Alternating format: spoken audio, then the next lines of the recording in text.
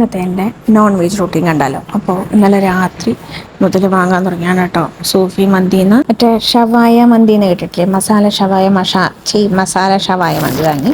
അപ്പോൾ മയണൈസ് കിട്ടി, ഇപ്പോൾ ക്വാർട്ടർ ചോറ് കിട്ടി. ഞാൻ പകുതിയെ കഴിക്കുള്ളൂ, പിന്നെ അമ്മ പകുതി കഴിക്കും. അപ്പോൾ അത് കഴിച്ചു.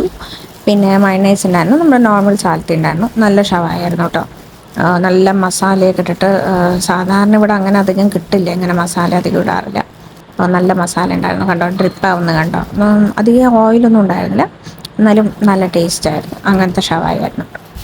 പിന്നെയും ബാക്കി വന്നത് എടുത്തിട്ട് ഫ്രിഡ്ജിൽ പൊതിഞ്ഞ് കെട്ടി വെച്ചു. അത് അടുത്ത ദിവസം രാവിലത്തേക്ക് എടുത്ത് കഴിച്ചു കേട്ടോ. പിന്നെ അന്ന് വൈകുന്നേരം ആകുമ്പോഴേക്കും നല്ല ഇടി വെട്ടി മഴ പെയ്തു. ഈ ഭാഗത്ത് അങ്ങനെ അധികം മഴ പെയ്യാത്താണ്, പക്ഷെ നല്ല ഇടി വെട്ടി മഴ പെയ്യുണ്ടായിരുന്നു.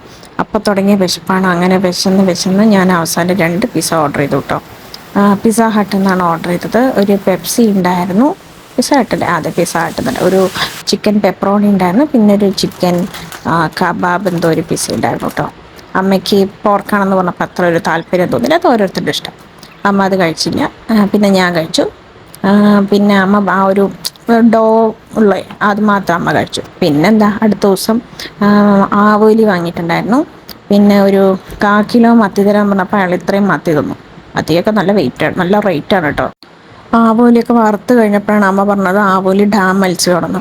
എനിക്ക് ഡാം മത്സ്യം അധികം എൻ്റെ ശരീരത്തിന് ചേരില്ല, പക്ഷേ എന്നിട്ടും കഴിച്ചു. പക്ഷേ ഗ്യാസൊക്കെ പിടിച്ച് വല്ലാണ്ട് പ്രശ്നമായി. പിന്നെ മത്തി ഫ്രൈ ഉണ്ടായിരുന്നു. പിന്നെ മദർ സ്പെഷ്യൽ ആയതുകൊണ്ട് മദേഴ്സ് ഡേ അല്ലേ, അപ്പോൾ ഒരു പായസം വാങ്ങി. അപ്പോൾ ഇത്രയേ ഉള്ളൂ. ബൈ. സബ്സ്ക്രൈബ് ചെയ്യും.